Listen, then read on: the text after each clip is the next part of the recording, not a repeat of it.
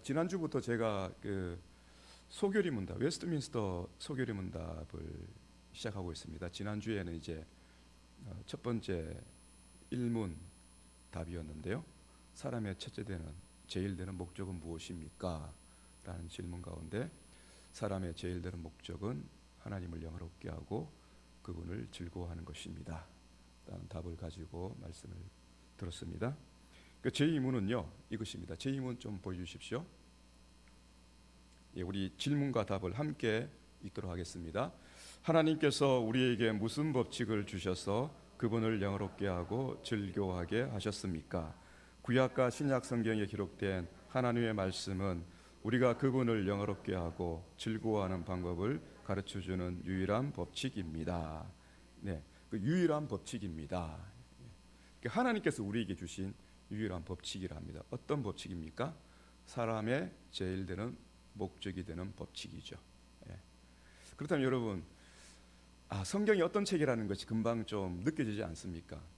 성경이라는 것은 소교리 문답 1문 1답에 나와 있는 대로 하나님을 영화롭게 하고 그분을 즐거워하는 그 목적으로 우리에게 주어진 하나님의 말씀이다라는 것이죠.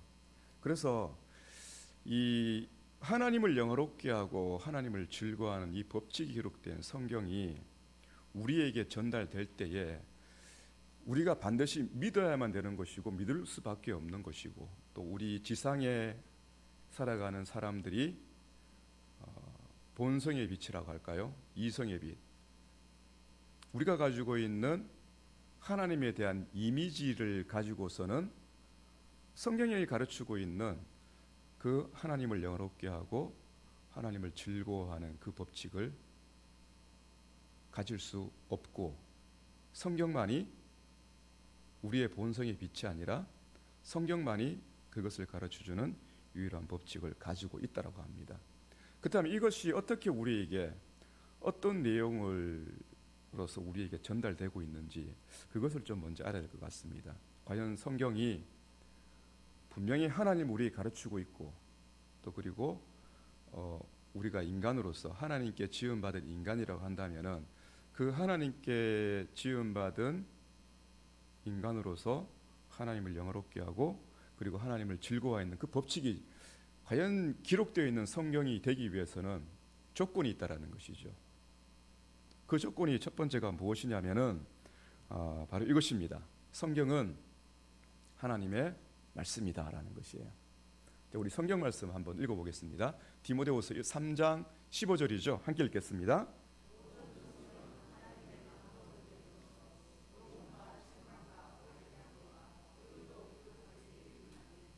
아멘. 네, 그렇죠.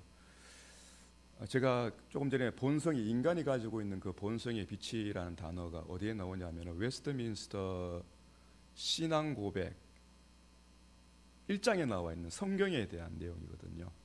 그 성경에 보면은, 성경에 대한 내용을 보면은요, 인간이 가지고 있는 본성의 빛, 그러면서 이 하늘에 있는 창조된 세계를 통해서 하나님께서는 우리 사람으로 하여금 하나님을 알 수 있는 그 기능을 주셨다라는 것이에요.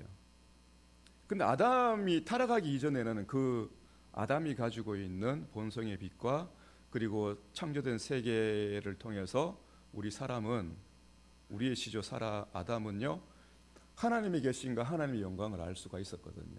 그 하나님의 말씀에 순종하며 살아갈 수 있습니다. 그 타락한 인류에게서 본성의 빛이라는 것은 무엇이냐면은 하나님을 아는 그 감각이라고 합니다. 하나님을 아는 감각. 다른 말로 하자면은 이성이라 할 수 있겠죠. 지성과 감성과 그리고 의지. 이 세 가지가 통합적으로 통합되어 가지고 작용하는 게 뭐냐면 이성이라는 것이거든요. 그 이성으로서는 우리가 하나님을 알기에 역부족이라는 것이에요. 이미 그 기능을 상실했다라는 것이에요. 타락한 인간에게 있어서는.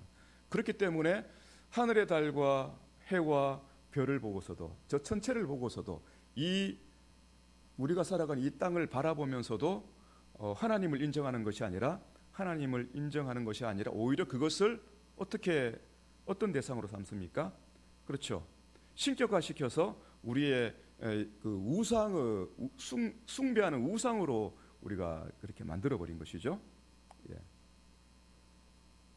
그렇기 때문에 이 세상에 있는 나라는 존재와 이 세상에 있는 모든 피조 세계를 통해서는 우리는 이미 하나님을 알 수 없다라고 합니다. 그래서 하나님께서 우리에게 주신 것이 무엇이냐면은 말씀이라는 것이에요. 하나님의 말씀. 하나님께서는 우리에게 자기를 우리에게 알려주실 때에 말씀으로 우리에게 알려주셨다라는 것입니다.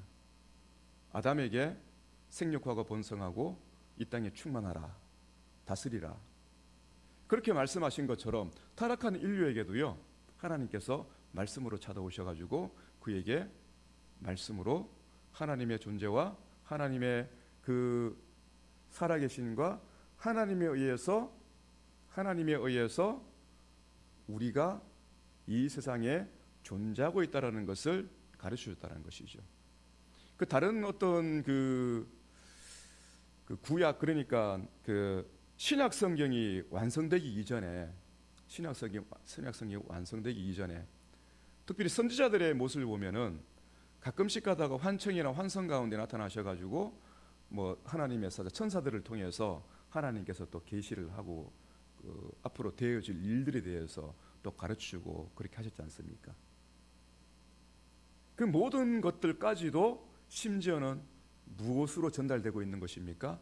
말씀으로 전달되고 있다는 것이에요. 모세를 통해서 창세기부터 시작해서 신명기에 이르기까지 그 말씀의 내용들을 기록하게 하셨고, 또 여호수아부터 시작해가지고 열왕기 하까지 그 시대를 살았던 사람들을 통해서 그 사건과 그 환경을 기록하게 하시고, 또 포로 이후에는요 에스라, 느헤미야, 에스더와 같이, 그리고 학개나 스가랴나 말라기 선지자 같이 그 시대에 있었던 사람들을 통해서 하나님께서 어떠한 일들이 앞으로 그 민족 가운데 이루어질 것이고 또 그리스도를 통해서 이루어질 것인가 또 말씀을 하셨죠. 그렇게 하나님께서는요 말씀으로 자기 자신이 누구이신지를 우리 사람에게 나타내 보이셨다라는 것입니다. 그리고는 신약 성경을 통해서 예수 그리스도를 통해서 또 우리에게 말씀을 전하게 하셨고, 또 예수 그리스도의 제자들을 통해서 또 신약 성경이 또 기록되게 하셨죠. 그래서 구약과 신약이 가르치는 바대로 하나님께서 우리에게 말씀하셨습니다라고 하는 것이 이 성경이 가지고 있는 내용이라는 것입니다. 그래서 우리 교회는 이 하나님의 말씀을 유일한 하나님의 말씀으로 우리가 받아들였고, 그리고 그 하나님의 유일한 말씀으로 받아들이는 그 역사적 과정 가운데서 이 말씀이 우리에게 어떤 의미가 있는지 교리로서 또 정리가 된 것이죠. 사실 처음에 이 구약 성경을 받아들이는 유대인이라든지 아니면 유대인들과 같이 구약 성경을 받아들이고 또 교회에서는 예수 그리스도를 따르는 교회에서는 신약 성경을 또 성경으로서 받아들였지 않습니까? 그 처음에는 당연히 하나님의 말씀으로서 모두가 이것이 하나님의 말씀이다 하고 서기관들이 계속해서 옮겨 적으면서 이 책들을 보존해 왔고, 이미 원본은 사라진 것이죠. 그 원본이 사라졌지만은 시대가 지나가고 시간이 지나갔지만은 서기관들에 의해서 구약 성경이 계속해서 사본으로 존재해 있고, 신약 성경 역시 마찬가지입니다. 신약 성경도 역시 마찬가지로 교회 가운데서 제자들을 통해서 주님께서 우리 교회에게 전해주신 말씀이다라고 당연히 받아들여졌습니다. 그리고 원본은 사라졌지만은 계속해서 교사들에 의해서 그 교회 지도자들을 통해서 그 원본과 똑같이 옮겨 적는 그 과정을 통해서 성경이 또 보존되고 있는 것이죠.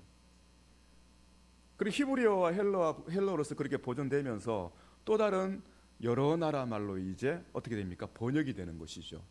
우리나라 성경만 하더라도 굉장히 많은 그 버전으로 한글 있다가 개역 한글, 개역 개정, 그 예전에는 한자까지 섞여 있는 그런 또 성경이 있지 않습니까? 그래서 여러 가지 그 번역본들이 계속해서 이제 우리에게 주어지고 있는 것이 지금의 성경의 모습이라는 것입니다.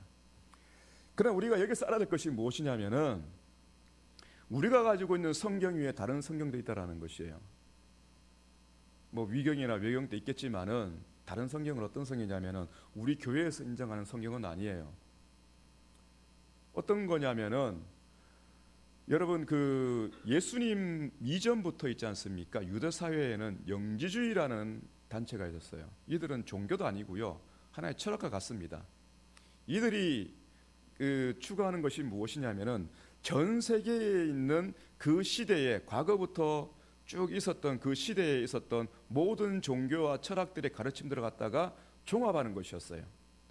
그들의 기록본에 그들의 가르침에는요, 불교도 있고요, 유대교도 있고요, 그리고 그 당시에 있었던 여러 어떤 그 각 민족의 종교들이 각 민족이 숭배하던 그 종교들이 있지 않습니까?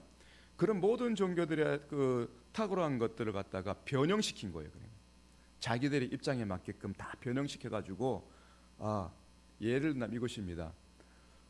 기독교는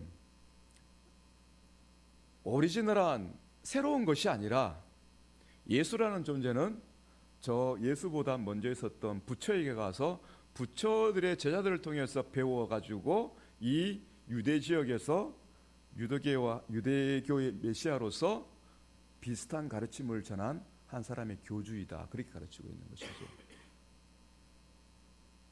그래서 뭐 골로새서라든지 아니면은 다른 어떤 서신서를 보면은 영지주의에 대한 경고가 가끔씩 나오게 되는 것이죠. 그 지금의 현대판 영지주의는 뭔지 아십니까, 여러분? 현대판 영지주의도 짬뽕입니다. 짬뽕 종교가 아니라 짬뽕 철학이에요. 그것이 뭐냐면은 그 범신론을 주장하고 있는 하나의 철학 사상이에요. 모든 종교는 하나의 진리로 이른다. 그리고 권위를 무시합니다. 절대적인 진리를 무시해요. 그렇기 때문에 기독교만 구원이 있느냐? 예수를 믿어야지만이 우리가 구원받느냐? 그것이 아니라고 합니다. 그리고 그러한 책들이 많이 나오고 있습니다. 서양에서 불교를 조금 연구하고 그리고 서양에서 동양의 종교에 대해서 조금 심취한 그러한 학자들에 의해서 기독교가 계속해서 변형되고 있어요. 예수라는 인물은 메시아가 아니고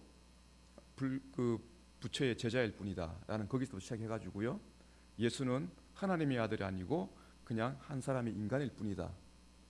그리고 마리아와 예수 사이에 자손들이 있다, 뭐 이런 이야기까지 계속 만들어내는 거예요. 이런 것들이 일반 서적으로 나오게 되고요, 그리고 일반 서적을 읽는 젊은이들이 그리고 또 지식인들이 또 거기에 대해서 또 생각을 해보기도 합니다.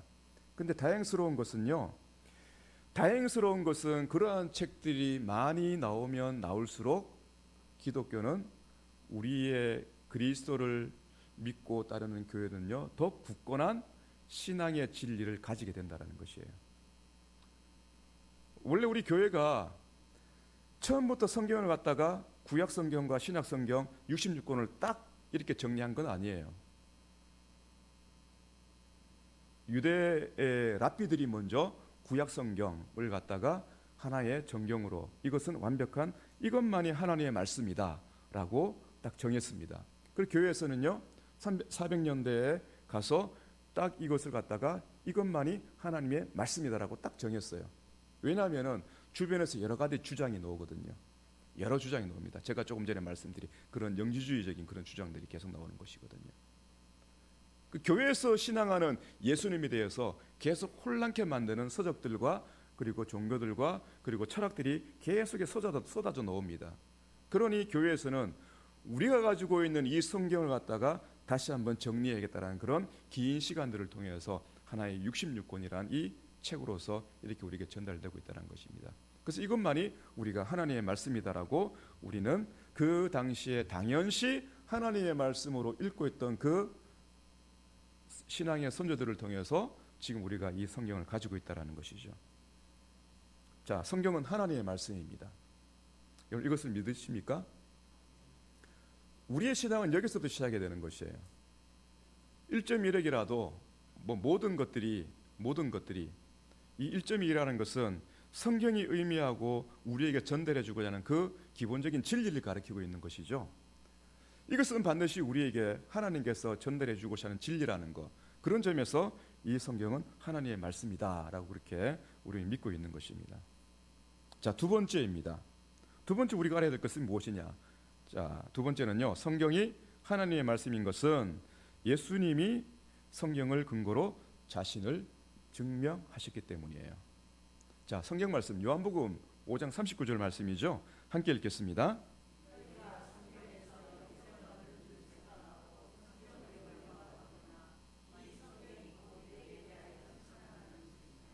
자, 이 성경이 누구에 대해서요? 그렇죠, 예수님에 대해서. 그러니까 예수님께서 자기 자신을 증명하실 때에는요, 성경을 가지고 증명하셨어요. 물론 여러 가지 이적과 기적을 행하시는 가운데 하나님의 아들에 대한 그 신적인 그 권위를 보여주시는 것 당연히 하셨지만은, 그러나 그것보다 더 중요한 것이, 사실은 어떤 말씀으로 예수님께서 자기 자신을 증명하지 못하시면은 초자연적인 역사가 초자연적인 어떤 능력을 행할 수 있는 사람은 전부 다 뭐가 될 수 있어요? 하나님의 아들이 될 수 있는 것이에요. 심지어는 부처도 하나님의 아들이 될 수 있는 것이에요, 여러분. 왜냐하면 부처에 대한 이야기를 보면은요, 부처도 대단히 신통방통한 일을 많이 했거든요. 제가 다 알 수는 없지만은 그러한 일을 했단 말이에요. 여러 이단들도 역시 마찬가지입니다. 자기가 얘기하기로는 특별한 계시를 받았고, 자기가 얘기하기로는 특별한 능력을 행한다고 얘기를 합니다. 그러나 그것이 모든 사람에게 다 증명되는 것은 아니거든요. 누구만 아는 것입니까? 본 사람만 아는 것이에요. 본 사람만. 그렇죠. 지나간 것이잖아요. 지금 보이라면 보이지 못해요. 그 속이는 것이에요, 전부 다 그것들이.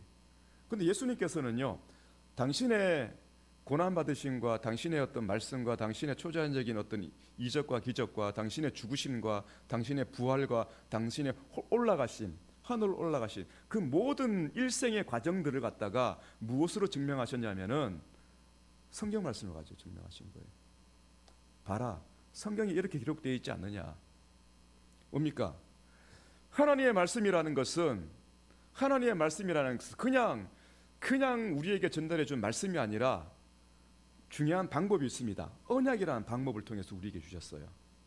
여러분, 우리 아이들에게도 이 언약에 대한 설명을 합니다. 언약이라는 것은 맹세의 약속이라는 것이거든요. 언약을 하는 두 당사자가 누구냐면 하나님과 하나님이 찾으시는 하나님의 백성이에요. 그러면 하나님은 그들의 하나님 되시고 그 사람들은 하나님의 백성이 되는 그 관계를 체결하는 것이 언약을 체결하는 것이거든요. 근데 그 언약을 체결할 때 있어서 맹세의 약속을 하는데, 그 맹세의 약속이 무엇이냐면은 무엇일까요? 그리스도이십니다. 그리스도. 맹세의 약속, 그리스도. 아브라함에게, 여러분 창세기 22장 18절에 보면 아브라함에게 이런 말씀을 하시잖아요. 내 후손을 통해서 모든 민족이 복을 얻을 것이다. 천하 만민이 복을 얻을 것이다. 내 후손을 통해서. 그것을 갈라디아 3장 16절에서 누구를 가리키고 있습니까? 예수 그리스도를 가리키고 있는 것이거든요. 뭐냐면은 아브라함이 이삭을 바치는 가운데 믿음으로 하나님께 의롭다함을 받았다라는 그 말씀을 들을 때에 하나님께서 이 약속을 하시는 거예요. 내 후손을 통해서 천하 만민이 복을 얻게 될 것이다. 그게 언약이에요. 하나님의 말씀의 가장 핵심적인 게 뭐냐면 언약입니다. 언약의 내용 가운데 있는 그리스도. 그리고 모세에게는 어떤 언약을 하셨습니까? 모세를 통해서 시내산에서 하나님께서 이스라엘과 하나님과의 언약을 체결하셨죠. 내가 너희들의 하나님이고 너희들은 내 백성이다. 영원히. 그리고 나서 이 시내산 언약을 지나서 신명기에 이르러서, 신명기에 보면은요, 요단강 앞에서 요단강을 건너기 전에 광야에서 태어났던 그 자손에게 하나님께, 모세를 통해서 하나님께서 말씀하시죠. 나와 같은 선지자를 나와 같은 선지자 한 사람을 세우겠다. 그의 명령을 들을지라. 그의 명령을 듣지 않으면은 모두 멸망할 것이다. 살지 못할 것이다. 그런데 이 말씀을 어디서 하냐면은 변화산상에서 너희는 그의 말을 들을지라. 하나님께서 그 말씀을 하시거든요. 사도행전에 보면은요, 이 모세의 이 글을 통해서 모세가 얘기했던 그 선지자가 누구이냐? 베드로가 설교를 할 때 그 모세가 얘기했던 그 한 사람 선지자가 누구이냐? 그리스도이시더라고 그렇게 해석을 하고 있어요. 언약의 핵심에는요, 언약의 핵심에는 메시아가 있습니다. 그리스도. 그러니까 이 하나님께서 그리스도를 약속하신 이 말씀을 통해서 구약의 성도들은 이 그리스도를 보내주시는 하나님을 신앙하며 살았던 것이에요. 그리스도를 보내주시겠다라고 하는 혈통적인 이스라엘뿐만 아니라 천하 만민이 믿음으로 복을 얻게 되는 그 그리스도를 보내주시는 그 하나님께서 지금 우리의 하나님이시다라는, 그 하나님께서 지금 우리를 구원하셨고 그 하나님께서 지금 이 가나안 땅에서 우리를 살게 하신다는 그 믿음을 가지고 구약의 하나님의 백성들은 그 신앙을 가지고 살았던 것이에요. 그리고 또 있죠. 또 어떤 언약이 있습니까? 다윗의 언약이 있죠. 사무엘하 7장 가운데 있는 내 왕위를 영원하게 할 것이고 내 나라가 영원할 것이다. 여러분, 이것이 이제는요 어떤 내용이냐면은 마태복음에 보면은 첫 시작을 어떻게 합니까? 아브라함과 다윗의 자손 예수 그리스도 세계라. 왜 그렇게 시작하고 있을까요? 언약의 중심에 메시아로 오신 그리스도로 오신 예수님이 있기 때문이에요. 아브라함이 언약하셨고 다윗에게 언약하셨던 그 믿음으로 천하 만민이 복을 얻게 하는 그 사람이 이스라엘 가운데 다윗의 왕위의 그 혈통 가운데, 물론 이게 그 생물학적인 혈통은 아닙니다. 예수님께서 동정녀 마리아를 통해서 성령의 능력 가운데 하나님이신 그분이 인간으로 오셨잖아요. 생물학적인 혈통이 아니에요. 법적인 혈통이에요. 잘 아시기 바랍니다. 누구는 이게 오해하는 사람들이 있어요. 다윗의 혈통으로 왔다면은 당연히 모세와 죄송합니다. 요셉과 마리아 사이에서 태어난 사람이 되어야 되지 않는가, 그렇게 얘기하는 사람들이 있어요. 잘못된 것이에요. 그것은 생물학적으로 그렇게 얘기하는 것이에요. 때로는 성경은요 법적인 것을 얘기하기도 합니다. 법적인 자녀. 예. 그 생물학적인 그런 어떤 자손으로서가 아니라 다윗의 후손인 요셉을 통해서 법적인 결혼을 가운데 있는, 물론 나중에 그 예수님의 그 동생들은 요셉과 마리아 사이에 태어난 남동생들과 여동생들이 있어요. 우리가 알고 있는 성경에 기록되어 있는 야고보 선생이라든지 유다 선생 같은 경우에는 모두가 누구입니까? 예수님의 동생들이, 친동생들이에요. 예. 예수님은 그런 혈통적인 자손이 아니라는 것이 뭡니까? 생물학적인 그런 자손이 아니고 법적인 자손이라, 법적으로. 예. 그걸 좀 이해했으면 좋겠습니다. 그래서 언약의 중심에 있는 그리스도께서 다윗의 자손으로 오셨다라는 것이죠. 그래서 예수님께서 세우시는 하나님의 나라는 이 땅에 있는 옛적에 다윗이 세웠던 그런 왕국이 아니라 어떤 나라입니까? 영원한 하나님의 나라로서 하나님이 통치하시고 하나님께서 보존하시는 하나님의 백성이 있는 전 세계적인 그리고 전 시대적인 교회가 하나님의 나라라는 것이에요. 그 나라가 어떻다는 것입니까? 영원할 것이라는 것이에요. 언제 완성되는 것입니까? 예수 그리스도께서 다시 오실 그때 완성된다라는 것이죠. 이것이 예수님께서 성경을 통해서 자기 자신을 증명하신 이유입니다. 예수님 자신이 그리스도의 심을 증명하기 위해서 성경을 사용하셨다라는 것. 그 성경은 당연히 하나님의 말씀이기 때문에 그 하나님의 말씀을 따라서 예수님은 언약의 성취를 위해서 이 땅에 오신 그리스도시라는 것을 성경을 통해서 스스로 증명하셨다는 것이죠. 참, 세 번째입니다. 세 번째 한번 보여주시겠습니까? 세 번째는 무엇이냐면요, 성경이 기록된 목적, 우리를 구원하시기 위해서입니다. 성경이 기록된 목적은 그리스도를 믿고 생명을 얻게 하려 합니다라는 것입니다. 자, 요한복음 20장 21절 말씀 있죠? 함께 읽어보겠습니다. 오직 이것을 기록함은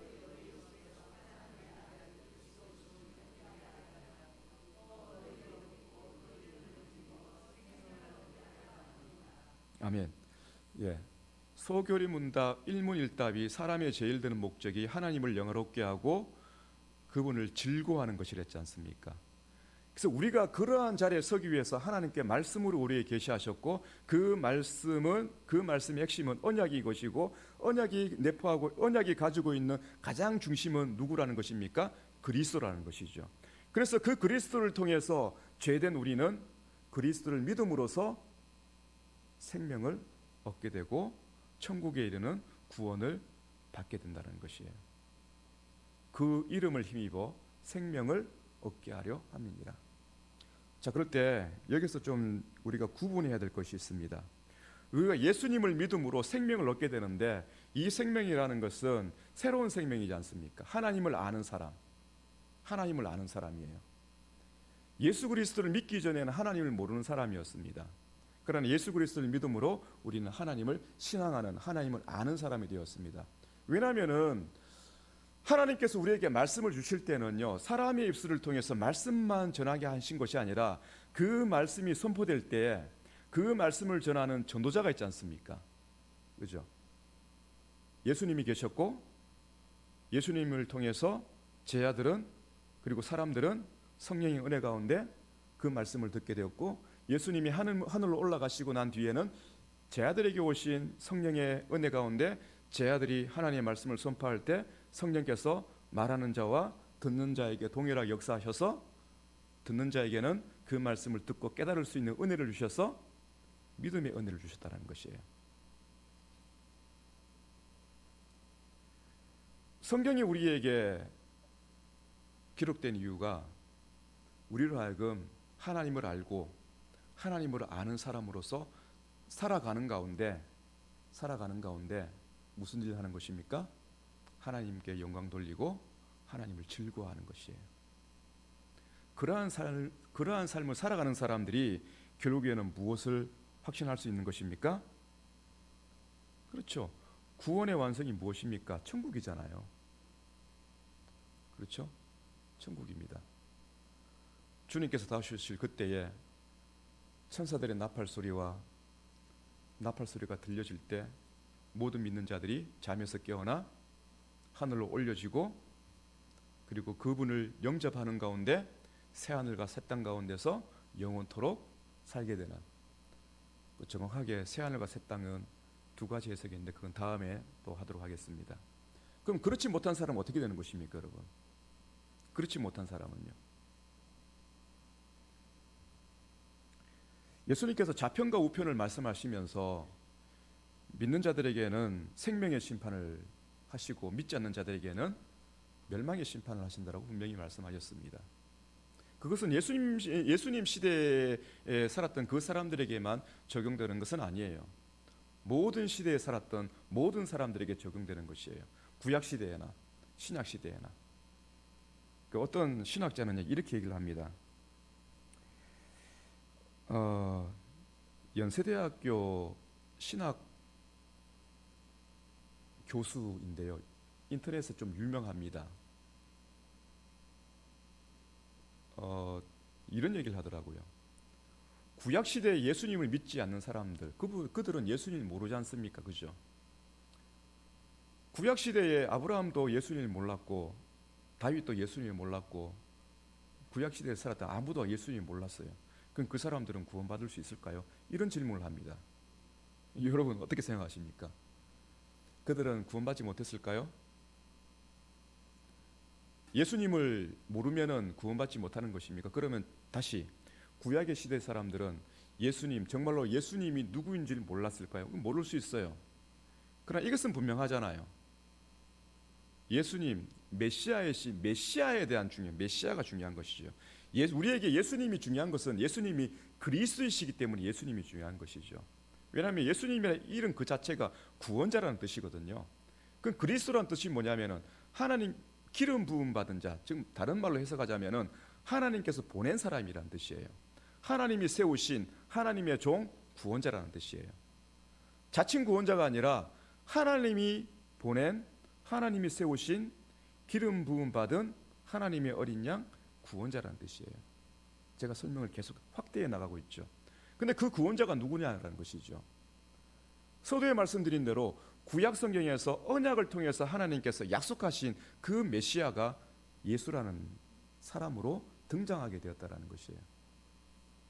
물론 구약의 사람들은 예수라는 특정한 인물은 몰랐을 것입니다. 그러나 누구는 압니까? 그리스도는 알잖아요. 그리스도가 오실 것이라는 걸 알잖아요. 구약의 사람들은 그리스도를 보내신 그 하나님을 믿고 신앙하며 살았던 것이거든요. 우리 역시 마찬가지입니다, 여러분. 우리는 예수님을 보았습니까? 못 봤잖아요. 단지 성경에서 이 예수라는 인물이 하나님께서 보내주신 대로 약속하신 대로 보냄받은 그 그리스도라는 것을 우리는 무엇을 통해서 아는 것입니까? 성경을 통해서 아는 것이잖아요. 우리도 예수님 몰라요. 못 봤기 때문에. 구약의 사람들과 똑같아요. 그렇지 않나요? 단지 좀 더 자세하게 알 뿐이죠. 복음서를 통해서 어디에서 태어났는지, 어떻게 살았는지, 그리고 어떤 일을 했는지 구약의 인물보다는 조금 더 구체적으로 알아요. 그러나 실제에 있어서는 이 예수님을 우리는 본 적이 없어요. 단지 우리는 무엇으로 이 예수님을 인정할 뿐입니까? 믿음으로 인정할 뿐이에요. 무엇을 근거로요? 말씀을 근거로.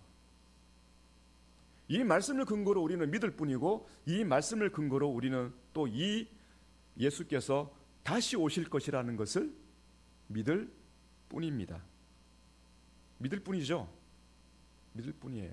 언제 오실지 몰라요.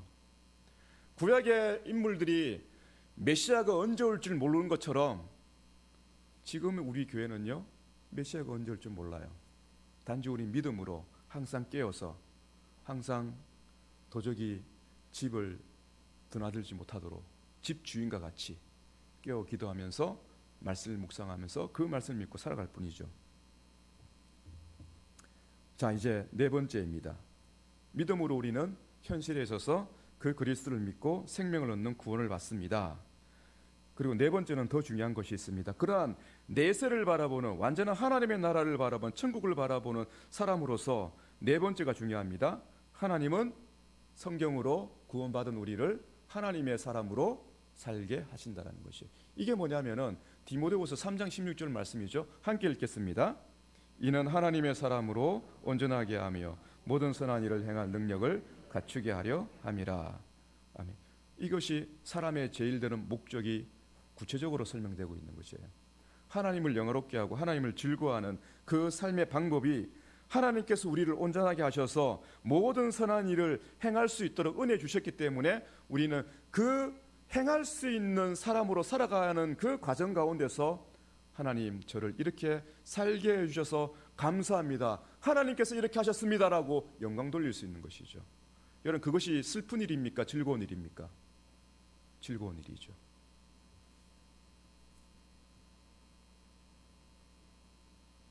그리스도인들이 착각하는 것이 있습니다. 교회 다니시는 분들이. 성경은요, 내가 원하는 것을 얻기 위한 믿음이 아니에요. 그것을 가르치는 것이 아닙니다. 성경은요, 철저하게 하나님께서 약속하시고 하나님께서 주신 것을 믿으라고 합니다. 내가 원하는 것을 얻기 위해서 하나님을 믿는 것이 아니라 하나님께서 주시고자 하는 그 약속을 믿으라는 것이에요. 그 약속을 믿을 때 우리에게 일어나는 일이 있습니다. 그게 뭐냐면은 소교리 문답 일문일답이 가르치는 그 일들이 우리에게 일어나는 것이에요.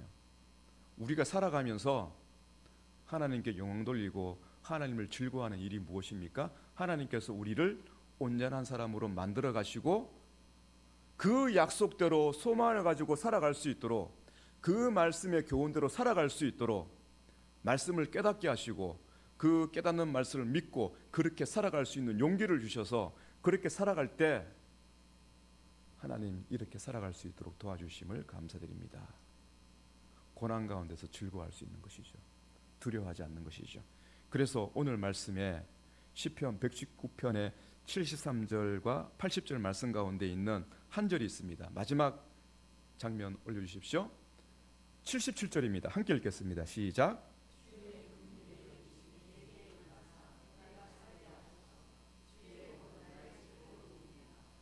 주의 법은 나의 즐거움입니다. 오늘 말씀의 제목이 나의 즐거움, 하나님의 말씀이죠. 나의 즐거움, 하나님의 말씀. 하나님의 말씀이 여러분들의 즐거움이 되시기 바랍니다.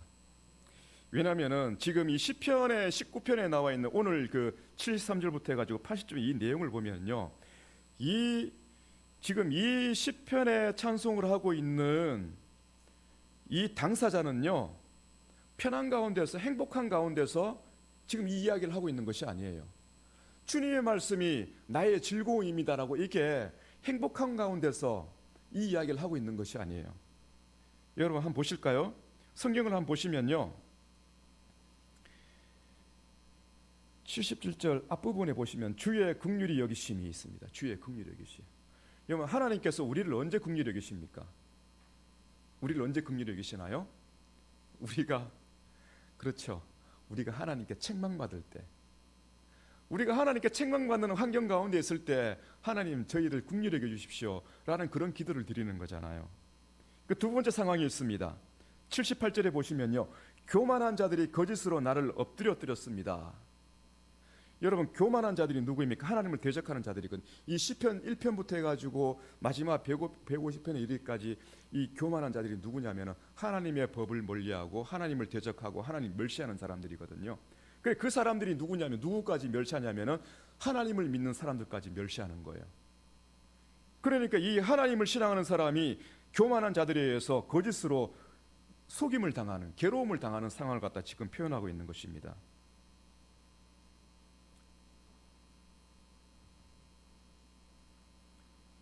그리고 80절 말씀 한번 보십시오. 내가 수치를 당하지 아니하게 하소서.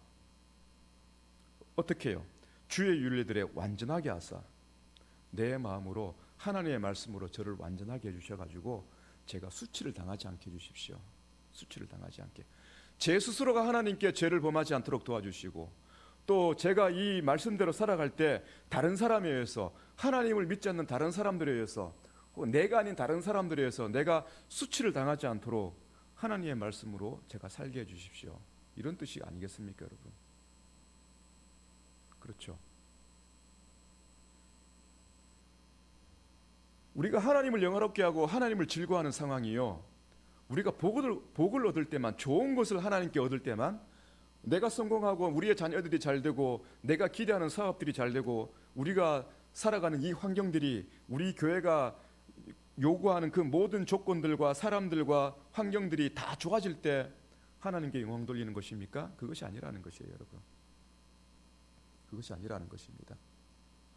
이 세상의 모든 상황은요, 무질서한 상황이에요. 무질서한 상황, 질서가 없는 세계예요. 이미 세계는요, 하나님이 없다라고 얘기하고, 이미 세계는 이 성경을 진리가 아니라고 얘기를 합니다. 우리는 그런 시대를 살아가고 있습니다, 여러분. 진리는 없습니다라고 하는 세대를 살아가고 있어요. 그러면서도 자신이 말하는 것은 진리라고 얘기를 하죠. 굉장히 불합리하죠.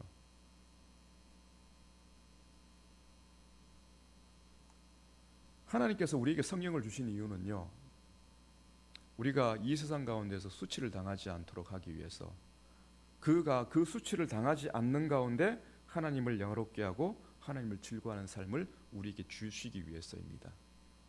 이것을 잘 아십시오.